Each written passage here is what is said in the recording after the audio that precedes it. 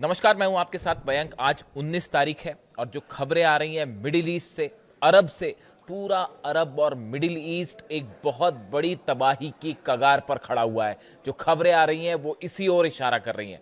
आज मैं आपसे कुछ ऐसे मुद्दों पर चर्चा करना चाह रहा हूं जो आपको जो हालात दिखाई दे रहे हैं इस समय मिडिल ईस्ट में, रूस में, अमेरिका, इजराइल, इनके पीछे, पर्दे के पीछे कुछ ऐसे खेल चल रहे हैं जो बहुत बड़े सवाल खड़े कर रहे हैं।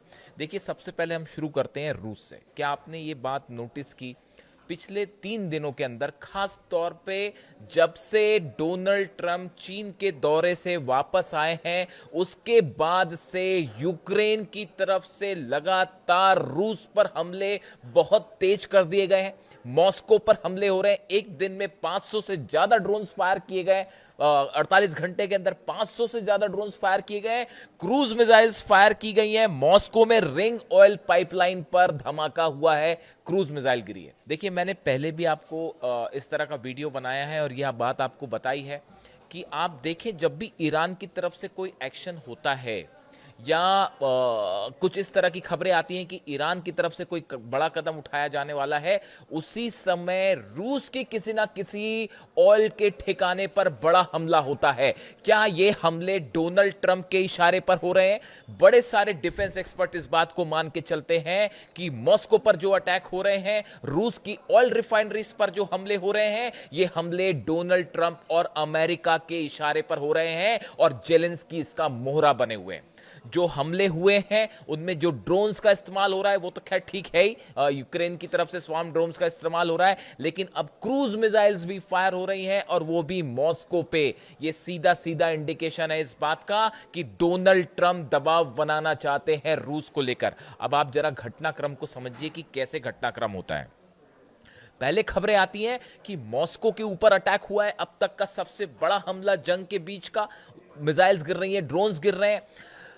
इसी हमलों के बीच में खबर आती है कि यूएई में, अबू धाबी में न्यूक्लियर प्लांट जो है अल धफरा में, बरका, उसके ऊपर ड्रोन अटैक होता है। 3 ड्रोन से स्ट्राइक होती है, उसमें से 2 ड्रोन हवा में तबाह कर दिए गए, तीसरा ड्रोन जो है उसके जनरेटर पर गिर गया।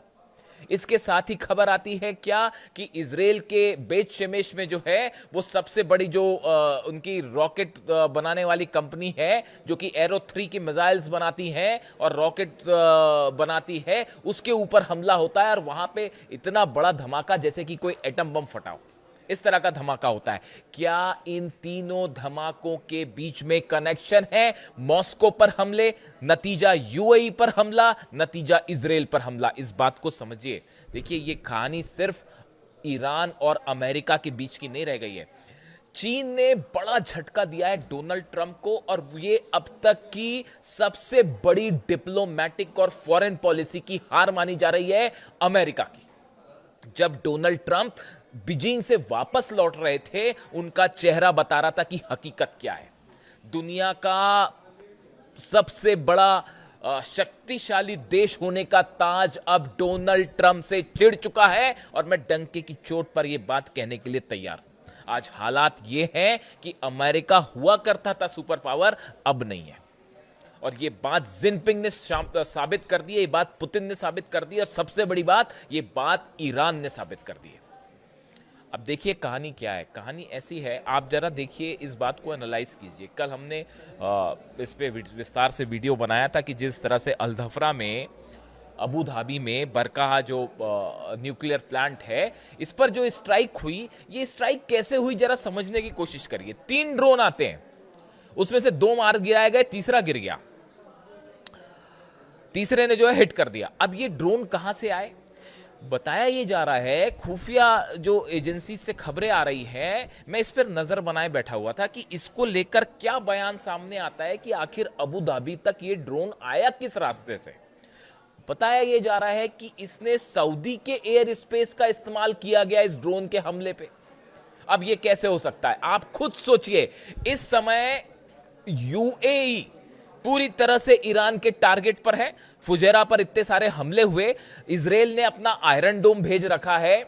आयरन डोम क्या इस इकलौता न्यूक्लियर प्लांट है मिडिल ईस्ट का, जो कि साउथ कोरिया की मदद से लगाया गया है और यूरेनियम जो है इसमें आदान प्रदान अमेरिका करता है। अब आप ये बताइए, क्या आयरन डोम सिस्टम जो इजराइल से आया है, क्या वो अल-दफरा में बरका न्यूक्लियर पावर प्लांट के आसपास आयरन डोम नहीं लगाया होगा? और नहीं लगाया तो क्यों नहीं लगाया? और अगर लगा था डिफेंस सिस्टम तो भी ये हमले कैसे हो गए? ये बहुत बड़ा सवाल है। सऊदी की एयर स्पेस का इस्तेमाल कैसे हुआ? क्या आप ये कहना चाह रहे हो कि हुतीज ने यमन से फायर कर दिए ड्रोन?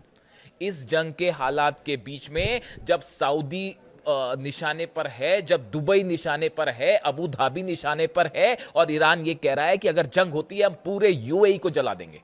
ये बयान आया है आरजीसी के अधिकारी की तरफ से कि अगर हम पर यूएई की तरफ से हमला हुआ तो ना दुबई बचेगा, ना अबू धाबी बचेगा, और ना बुर्ज खलीफा बचेगा, पूरे यूएई को हम आग लगा देंगे। ये बयान आ रहे हैं आरजीसी की तरफ से। ऐसे समय में यूएई ने जो भारी भरकम आयरन डोम लिया है इजराइल से, उसको अपने न्यूक्लियर पावर प्लांट के आसपास नहीं लगाया। देखिए, बहुत सारी चीजें ऐसी हो रही हैं जो सामने कुछ हो रही हैं और पीछे कुछ हो रही हैं। यह हमला किसने कराया ये अभी तक साफ नहीं हो पाया। ये हमला कैसे हुआ यूएई के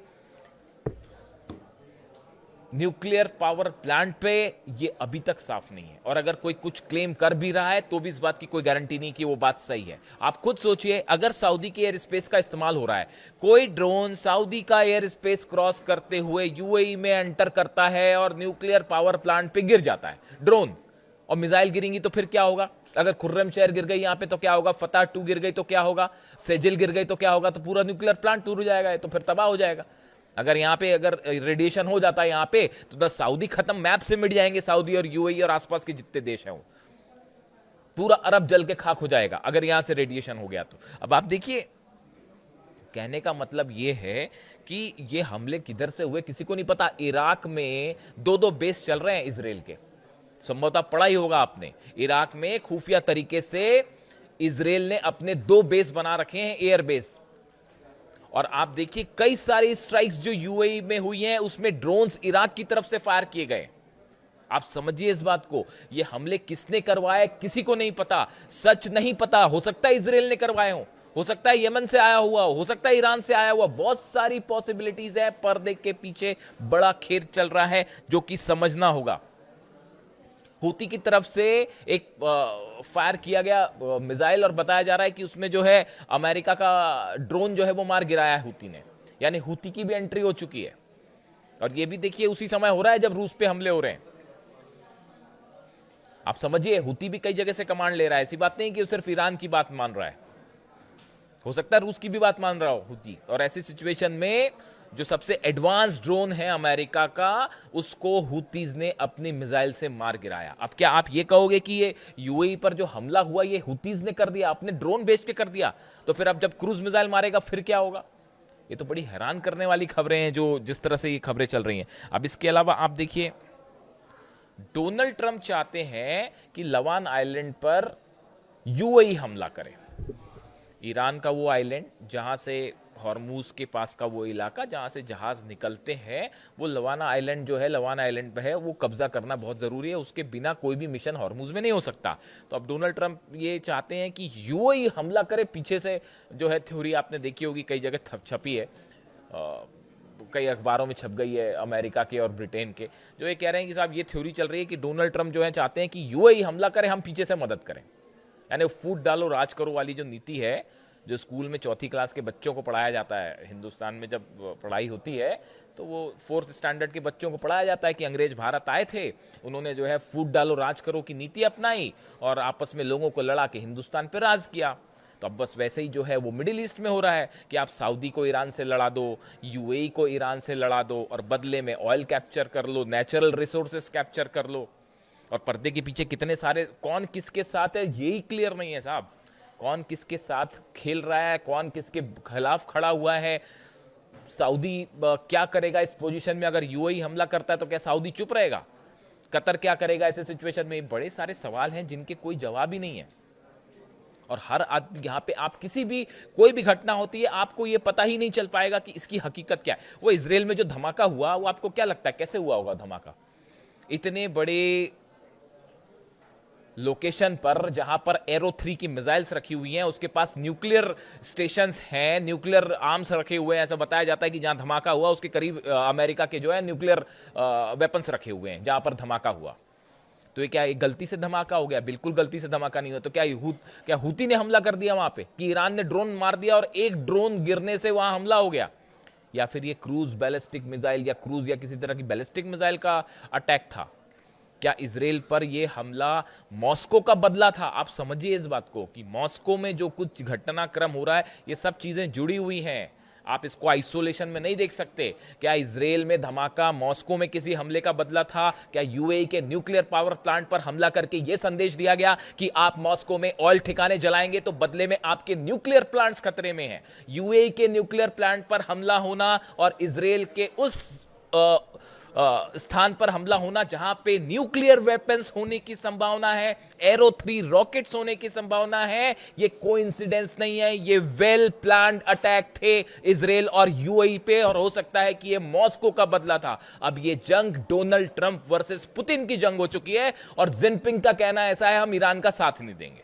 जिनपिंग ने सीधा इंटरफेरेंस से मना कर दिया है, लेकिन पुतिन और ट्रंप के बीच में एक बड़ी जंग छिड़ी हुई है। नवंबर में चुनाव होने हैं, मिड टर्म जो होते हैं, जो डोनाल्ड ट्रंप को उस चुनाव का सामना करना है। और डोनाल्ड ट्रंप की पॉपुलैरिटी जो है वो बुरी तरह से नीचे गिर चुकी है, उनकी रेटिंग बुरी तरह से नीचे गिर चुकी है। और अगर वो यहां हमला ना करें तो वो चुनाव हारना उनका वहां तय है। इतनी बुरी स्थिति में है डोनाल्ड ट्रंप। तो उनको अब देखिए, अमेरिका में जो राष्ट्रपति हमला करता है और जीत जाता है, वो वहां भी चुनाव जीत जाता है, क्योंकि वो वेपन्स बिक जाते हैं। तमाम इस तरह की थ्योरीज हैं, आप समझ सकते हैं। बड़ा डेवलपमेंट है मिडिल ईस्ट में। कम से कम 25 ऐसे प्लेन्स देखे गए हैं रडार्स पे जो कि मिडिल ईस्ट से अमेरिकन सोल्जर्स को लेके यूरोप की तरफ बढ़ गए हैं। वजह क्या है? हर उस लोकेशन से अमेरिकन सोल्जर्स को हटा लिया गया है जहां पर ईरान हमला कर सकता है। यह सबसे बड़ा संकेत है इस बात का कि जल्दी ही अटैक होने जा रहा है। पिछली बार जिस तरह से बेस जले, 16 बेस तो पूरी तरह से तबाह थे। तो अब फिर से कहीं ऐसा हमला ना हो, अमेरिकन सोल्जर्स की कैजुअलिटी होगी बिल्कुल, वो तो छोड़ेगा थोड़ी ईरान। तो ऐसे हालात में पहले उनको हटाने का काम शुरू हो गया कि कहीं अमेरिकन सोल्जर्स यहां ना मारे जाएं। तो उन्हीं जगह चीजों को रखा जाए जहां से अटैक करना है। तो ये एक बड़ा मूवमेंट है। उसके अलावा जो 5th फ्लीट है बहरीन में, जिसका हेडक्वार्टर है, जो पूरी तरह से तबाह किया गया था, वहां फिर सही किया गया। अब वहां पे बताया जा रहा है कि दूसरा एयरक्राफ्ट कैरियर भी जो है अमेरिका का, उसके आसपास 5th फ्लीट में शामिल हो चुका है। तो ये भी एक स्ट्राइक की जो है सामने की सीधी सीधी बात है। इसके अलावा देखिए, डोनाल्ड ट्रंप और नेतन्याहू के बीच एक हफ्ते में 2 बार फोन पर बात हो गई है। और जो पिछली बात हुई है, बताया जा रहा है कि उसमें यह प्लान तय हो चुका है कि अब क्या करना है। डोनाल्ड ट्रंप की सिचुएशन रूम में बड़ी मीटिंग है अपने अधिकारियों के साथ, जिसमें इस प्लान पर फाइनल मूवर होगी कि किस तरह से ऑपरेशन करना है। क्या खार्ग आइलैंड पर ग्राउंड ऑपरेशन करना है? क्या यूएई को आगे रख के हमला करना है? क्या नेतन्याहू के ऊपर छोड़ दिया जाए कि वो हमला करें, पीछे से बैकिंग की जाए? इस तरह की तमाम चीजें हैं, हो रही है, इस तरह के तमाम प्लान है। लेकिन ईरान की तरफ से एक ही प्लान है। ईरान की तरफ से प्लान बड़ा साफ है कि अगर ईरान पर हमला होता है, पूरे अरब देश एक बार फिर जलेंगे, 12 के 12 देश फिर जलेंगे। सब पर मिसाइल्स लोकेशन करके तैनात कर दी गई है। मिसाइल्स, जो इंफॉर्मेशन मेरे पास है उसके मुताबिक, कितनी मिसाइल्स कौन से देश पर गिरेगी, किस लोकेशंस पे गिरेंगी, वो सब का सब तय है। और इस बार पिछली बार से ज्यादा भयानक हमला होगा, क्योंकि ये बताया जा रहा है, डिफेंस सर्कल में इस तरह की चर्चा है कि अमेरिका जब भी हमला होगा वो एक बार में भयंकर हमला होगा। हमने देखा पिछली बार की एक मिसाइल का एक वेव आती थी, एक लहर आई, हमले हुए, फिर रुक गया, फिर रात को दूसरा हमला हुआ, फिर अगले दिन हमले हुए। इस बार ऐसा नहीं होगा, शायद ऑल आउट वॉर एक साथ होगा। नतीजा यह है कि ईरान की तरफ से पलटवार भी ऑल आउट हो सकता है। यानी हालात बेहद। और देखिए, दूसरी चीज मैंने जहां से शुरुआत की थी कि यहां पे अभी जो हालात है, मॉस्को पर हमले हो रहे हैं। क्या डोनाल्ड ट्रंप के कहने पर हमले हो रहे हैं? क्या मॉस्को पे हमले का बदला यूएई की तरफ से, यूएई में धमाका करके मैसेज दिया गया, इजराइल में धमाका, बेत शेमेश में धमाका करके दिया गया? बड़े सारी चीजें हैं। सऊदी अरब की क्या भूमिका होगी, यूएई की क्या भूमिका होगी, कतर का क्या स्टैंड होगा? एक मैप जारी कर दिया अमेरिका ने, जिसमें दिखाया गया कि ईरान पर सब 12 देशों की तरफ से आसपास से हमला होगा। कौन सा देश किस भूमिका में होगा, कुछ भी क्लियर नहीं है।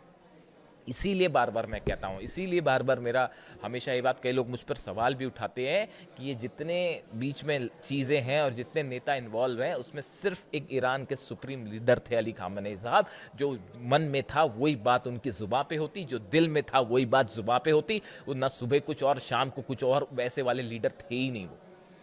आप उनकी पिछले 30 साल की स्पीचेस उठा के, मैंने तो जब से वो 1980 के बाद से उनकी स्पीचेस, जब वो सुप्रीम लीडर नहीं बने थे उसके पहले की भी कुछ स्पीचेस हैं, वो तब से उठा के मैंने उनको खंगालनी शुरू कर दी। आप उठा के देख लीजिए, हमेशा उन्होंने हर बात एकदम साफ गोई के साथ कही। वो इस बात को जानते थे कि सऊदी और ईरान को लड़ा के राज करने की कोशिश अमेरिका की हमेशा से रही है, और ये बात वो हमेशा समझाते रहे। हमेशा उनकी अपील रही कि जितने मुस्लिम इस्लामिक कंट्रीज हैं वो एक रहें, तभी मिडिल ईस्ट सेफ होगा। कब से ये बात कह रहे? 30 साल से वो इस बात को कह रहे। और वो एकमात्र नेता ऐसे थे जो उनके कभी ऐसा उन्होंने स्टैंडर्ड्स अपने ऐसे नहीं किए कि कह कुछ रहे और कल कल कर कुछ रहे। उन्होंने हमेशा वो किया जो वो बात को कह रहे थे। इसीलिए मैं हमेशा ये कहता हूँ कि इन हालात के बीच में जब ये ऑयल के लिए जंग देखते हैं आप, मिनरल अर्थ जो है, रेयर अर्थ मटेरियल, इसके लिए जो है हत्याएं हो रही हैं। 168 बच्चियों की हत्या हो गई। फिलिस्तीन में 30,000 से ज़्यादा बच्चों को आप मार चुके हैं। ऐसे जब डिसीजंस और इस तरह की जंग देखते हैं, तब फिर आपको महसूस होता है कि हाँ, वाकई ईरान के सुप्रीम लीडर एक ऐसे लीडर थे, सिर्फ उन पर यकीन हो सकता था, यकीन किया जा सकता था कि हाँ, वो जो कह रहे हैं वही करेंगे, या वो जो कह रहे हैं वो सच है, उस पर कायम रहेंगे। इसीलिए मैं हमेशा ये बात कहता हूँ। बाकी चीज़ें तो चलती रहेंगी, जंग होती रहेगी और ये खेल चलता रहेगा हार और जीत का। लेकिन अली खामेनी साहब जैसे लीडर कम आते हैं, सदियों में एक बार आते हैं। खैर, तो देखिए, जो भी अपडेट होता है वो मैं आप तक पहुंचाऊंगा। हालात ये हैं कि अगले 24 से 48 घंटे में ये बात तय हो जाएगी कि ईरान पर स्ट्राइक कब होनी है, और जो भी अपडेट होगा आप तक पहुंचाऊंगा। वीडियो कैसा लगा कमेंट करके बताइए। Thank you so much.